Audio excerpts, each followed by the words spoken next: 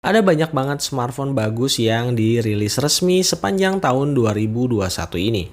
Tapi kalau kita bicarain smartphone dengan spek monster, bodi yang compact, kamera Yahoo dan user experience yang smooth banget, smartphone ini layak jadi juaranya. Halo semuanya, Stepian dari Teknoza ID. Langsung aja, ini dia review dan user experience Asus Zenfone 8.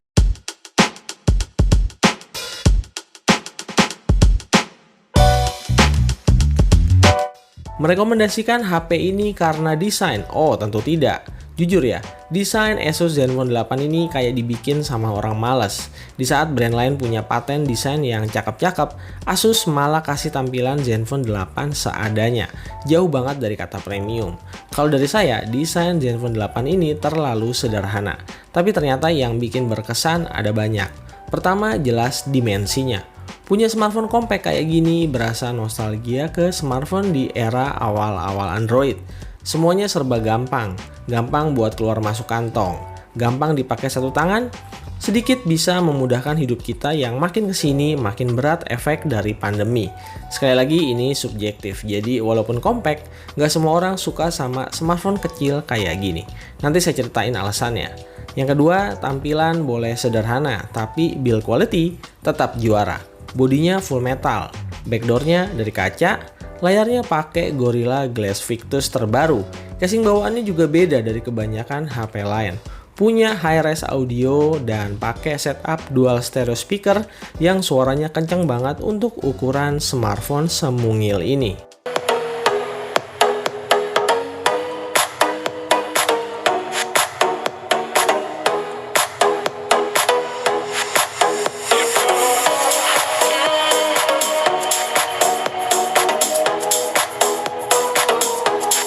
Zenfone 8 makin disayang begitu tahu kalau HP ini masih punya jack audio, punya lampu LED notifikasi di sisi bagian bawah.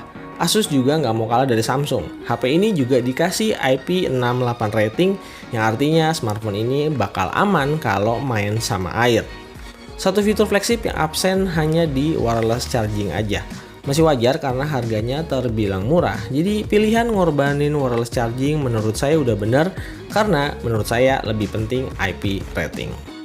Oke, saya tahu banyak orang yang bakal tanya gimana sih Zenfone 8 ini kalau dipakai buat sehari-hari, baik skala ringan, menengah, ataupun berat. SoC pakai Snapdragon 888 yang kenceng, tapi punya potensi panas yang tinggi, plus lumayan rakus sama baterai. Apalagi baterai yang dipakai di Zenfone 8 ini di bawah standar karena cuma 4000 mAh aja. Emang kecil, tapi ini wajar kok, karena Zenfone 8 emang smartphone yang karakternya serba mini. Untungnya charger bawaannya nggak mini-mini amat. Zenfone 8 pakai protokol hypercharger dengan charger speed 30 watt. Bisa ngisi baterai dari 0 ke 100% dalam waktu 80 menit alias 1 jam lebih 20 menit. Oh ya, charger bawaannya fleksib banget ya, karena udah USB-C to USB-C, bukan pakai USB-A lagi. Jadi bodi yang mini ini sebanding sama layarnya yang cuma 5,9 inci. Bikin Realme GT Master Edition yang sebelumnya jadi daily driver saya kelihatan lebih gede. Padahal ukuran Realme GT Master Edition udah termasuk enak buat handling. Layar Super AMOLED, high refresh rate 120Hz, sampling rate 240Hz, SDR10+, Gorilla Glass Victus, dan fingerprint di dalam layar bikin Zenfone 8 ini status flagshipnya jelas. Walau harga varian basicnya lebih cocok dibilang flagship killer. Khusus kualitas layar dan respon di in-display fingerprint scannernya yang nggak terlalu instan. Saya ngerasa skornya di level bagus aja, nggak terlalu yang bikin mata sampai terkesima. Kalau dibandingin layar di Mi 11 atau Find X3 Pro, saya rasa jelas kalah di detail dan saturasi. Layar compactnya juga harus diperhatiin buat yang mau beli ya, karena pastinya punya batasan, misalnya kalau lagi nonton video ataupun buat dipakai main game. Jadi sesuai dimensi aja, kurang cocok buat kalian yang ukuran tangannya gede. Sekarang kita ke poin terpenting di smartphone ini, performance dan battery life. So, buat yang minat sama Zenfone 8 ini, part ini wajib disimak baik-baik. Di atas kertas, chipset Snapdragon 888, storage UFS 3.1 dan RAM yang pakai LPDDR5. Bikin smartphone ini layak masuk di kelas monster. Selama jalan 2 bulan ini, Asus terlihat cukup fokus buat ngejaga performa Zenfone 8 secara keseluruhan dengan cara rajin ngasih software update di Zen UI-nya. Oh iya, UI-nya juga saya suka nih karena ringan, minimalis, dan nggak ada bloatware. Mirip lah sama Android stock, nyaman pokoknya. Dari catatan saya, sejak pertama kali dirilis, Zen UI-nya udah dapat 5 kali software update. Rencananya Desember ini bakal dapat giliran Android 12 terbaru. Secara benchmark, skor Zenfone 8 udah termasuk serem. Untuk AnTuTu skornya nyaris 800.000 poin. Sementara untuk wildlife stress test, Zenfone 8 ini skor tertingginya 3733, terendahnya di 3193 atau 85% stability. Yang artinya Zenfone 8 ini memilih jalur throttling untuk menjinakkan Snapdragon 888. Saya pribadi pernah pakai Oppo Find X3 Pro yang juga pakai Snapdragon 888. Feels dipakainya tuh rada-rada mirip dan jauh lebih smooth kalau dibandingin pakai Mi 11 dengan MIUI-nya. Zenfone UI ada kasih kita kebebasan buat dipakai untuk apa HP ini dengan cara mengakses preferensi pada sistem komputasi. Buat yang nggak mau ribet untuk pemakaian balance harian bisa pakai mode dynamic. Buat yang mau pol-polan main game bisa pakai mode high performance. Atau buat yang pengen lebih ke efisiensi bisa pilih mode durable. Intinya di Zenfone 8 ini kita bisa cari pengaturan yang berbeda-beda tergantung dari kebutuhan kita sendiri. Jadi kalau mau dapetin efisiensi baterai nggak sekedar cuma setting refresh rate layar di 60 Hz aja. Zen UI juga bawa DNA ROG karena di mode advance kita bisa mengcustom dengan lebih detail soal thermal limit, performa CPU, GPU, RAM, bahkan refresh rate dan touch sampling rate juga kita bisa adjust. Sesuatu yang biasanya hanya ditemuin di smartphone gaming. Beberapa opsi inilah kunci Zenfone 8 bisa memaksimalkan kinerja Snapdragon 888 sekaligus efisiensi baterainya yang cuma 4000 mAh. Jadi buat masalah overheat di awal rilis emang cukup terasa. Tapi di 2 bulanan ini, setelah rajin terima software update, sekarang suhunya cenderung jauh lebih stabil. Jarang lewat dari 45 derajat Celcius dalam kondisi di pemakaian yang heavy user. Perbedaan setting yang dipakai juga berefek sama daya tahan baterai. Kalau nggak sering-sering dipakai ngegame, saya selalu pakai mode advance di posisi kayak gini. Hasilnya, Zenfone 8 bisa standby nyaris 16 jam dengan screen on time 5,5 jam. Itu pun dengan 10% sisa baterai menggunakan auto refresh rate. Sementara kalau dipakai ngegame, PUBG Mobile New State di setting rata kanan selama sejam, SOT-nya bisa susut jadi cuma 4 jam lebih sedikit. Kalau dipakai main Genshin Impact di setting rata kanan, konsumsi baterainya bisa lebih boros lagi karena 1 jam PUBG New State bisa makan baterai 10%, sementara 30 menit Genshin Impact makan baterai 9% atau nyaris 2 kali lipat. Saya rasain baterai 4000 mAh udah paling mentok, bisa dapetin SOT di 5,5 jam dengan sesekali ngegame. Dari pengalaman saya ini seenggaknya kalau kalian mau pakai Zenfone 8 dengan skala berat, HP ini harus 2 kali di charging. Atau opsi lainnya adalah powerbank. Sebuah benda yang udah lama nggak saya pakai, jadi kepake lagi karena pakai Zenfone 8 ini. Sekali lagi ini kalau dipakai di skala berat ya. Kalau dipakai cuma di skala medium atau di low usage, cukup sekali charge aja. Jadi semoga pas nanti diupdate ke Android 12, performa dan efisiensi daya di Zenfone 8 bakal makin lebih baik lagi. Stay tune terus, nanti saya update. Asus Zenfone 8 masih satu DNA gaming sama ROG Phone. Jadi pas main game kita bisa akses game Genie yang bisa munculin banyak banget setup pendukung gaming. Yang saya suka pakai device information karena bisa nampilin info lengkap termasuk FPS real time dengan akurat. Buat yang suka main PUBG Mobile, sayangnya mode 90 FPS-nya belum kebuka nih. Kalau rata kanan di HDR Extreme aman-aman aja, nggak ada masalah. Kalau di New State, Zenfone 8 bisa dapat frame rate maksimum dengan grafis ultra. Soal grafis, game ini emang banyak yang bilang luar biasa. Udah gitu FPS-nya juga stabil di 58-60 FPS. Masalah di game ini paling buat player yang tangannya gede aja. Apalagi kalau player dengan 3 atau 4 jari. Nah, buat Genshin Impact, Jelas banget bisa rata kanan 60 fps secara setting. Cuma balik lagi kalau suhunya mulai nyentuh angka 45 derajat Celcius, throttlingnya bakal terasa dan bisa nurunin fps di gameplay antara 30 sampai 45 fps. Kalau dibantu sama cooling fan tambahan bisa stabil antara 50 sampai 55 fps. Atau kalau mau lebih nyaman lagi taruh aja di medium 60 fps. Gameplaynya bisa jalan jauh lebih smooth.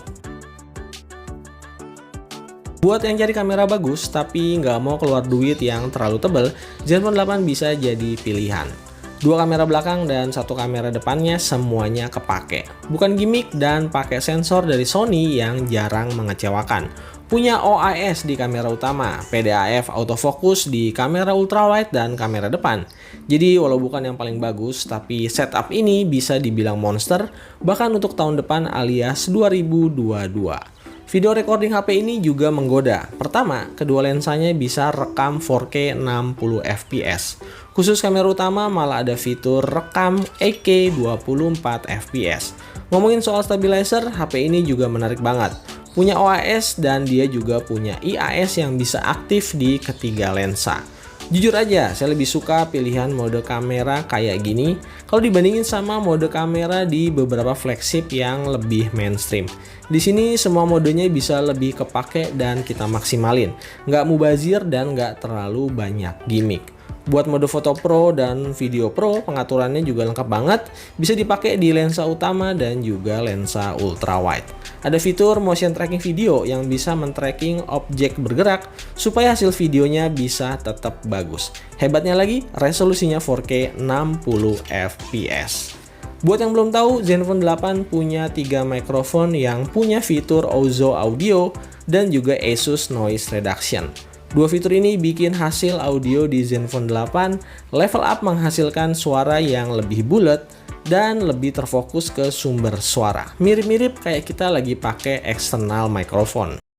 Oke, jadi ini perekaman kamera depan Asus Zenfone 8. Nah, di sini yang saya mau mention kalau Zenfone 8 ini punya 3 mikrofon yang punya fitur Ozo Audio Zoom dan juga Asus Noise Reduction. Jadi hasil suaranya itu harusnya jauh lebih bagus. Nah, oke, ini perekaman video, tapi kita menonaktifkan fitur Audio Zoom dan Asus Noise Reduction. Jadi pastinya ada beda untuk kualitas suara. Dari hasil yang saya dapat, saya suka sama kamera Zenfone 8. Hampir selalu bagus di berbagai situasi dan kondisi, cukup pakai mode auto. Detailnya dapat, dynamic range-nya oke, karakter foto-fotonya cukup saturated jadi bisa siap diposting ke sosial media cukup sekali jepret. Karena default resolusi kamera utama dan ultrawide-nya sama-sama 12 megapiksel, jadi hasil foto keduanya gapnya nggak terlalu jauh. Masih cukup oke untuk hasilin foto-foto dengan view angle yang lebih lebar. Sedikit catatan dari saya paling soal processingnya yang cukup agresif kalau AI-nya aktif. Tapi sebenarnya ini bukan minus, ini lebih ke selera masing-masing aja. Ada yang menarik di UI kamera depannya. Kalau kita lagi akses kamera depan, nanti di sebelahnya ada notifikasi titik kecil hijau menyala. Nah, titik ini adalah tanda kalau kamera depan lagi diakses. Termasuk kalau kita lagi pakai aplikasi yang membutuhkan kamera depan. Misalnya kayak IG Story atau video call. Fitur ini bisa dibilang fitur keamanan. Jadi kita bisa tahu nih kalau ternyata posisi handphone sedang mengakses kamera depan. Sementara kalau hasil kamera selfie-nya, Zenfone 8 ini saya juga termasuk oke dan suka. Kamera selfie-nya punya resolusi 12 megapiksel tapi hasilnya cukup oke, cukup detail, dynamic range-nya juga oke, foto bokehnya juga cukup rapi. Sementara di kondisi low light, kamera Zenfone 8 juga bisa bicara banyak. Di foto yang nyaris gelap gulita, night mode di Zenfone 8 sukses bisa hasilin foto-foto yang terang. Detailnya juga masih terjaga dan noise-nya juga relatif masih minim. Oke, jadi ini dia video 4K 60 fps kamera belakang dari Asus Zenfone 8 atau Zenfone 8. Ini stabil banget sih footage-nya. Warnanya juga keluar ya. Tuh, warna awannya detail, jalanannya juga detail. Ini bagus banget sih kameranya, nggak sangka bisa sebagus ini Asus. Tuh, keluar ya warnanya ya. Ini resolusinya 4K 60 fps dan tetap stabil. Oke, ini kamera depan ya, Asus Zenfone 8 di resolusinya Full HD di 60 fps. Jadi udah bisa 60 fps tapi Full HD. Ini juga bagus sih. Cuman memang di 4K 30 fps ini viewfinder nggak crop banget sih. Ya, crop banget. Ya, tapi it's okay, masih bagus ini. So, buat kalian yang masih jadiin Asus Zenfone 8 sebagai target pembelian, menurut saya PR terbesarnya sekarang bukan lagi masalah overheat. Karena dari pengalaman saya, Zen UI cukup berhasil bikin smartphone ini nyaman digunakan. PR terbesarnya adalah daya tahan baterainya yang kurang cocok buat heavy user.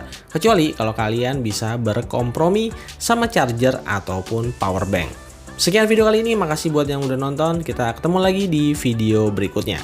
Jangan lupa subscribe. Stay pian out.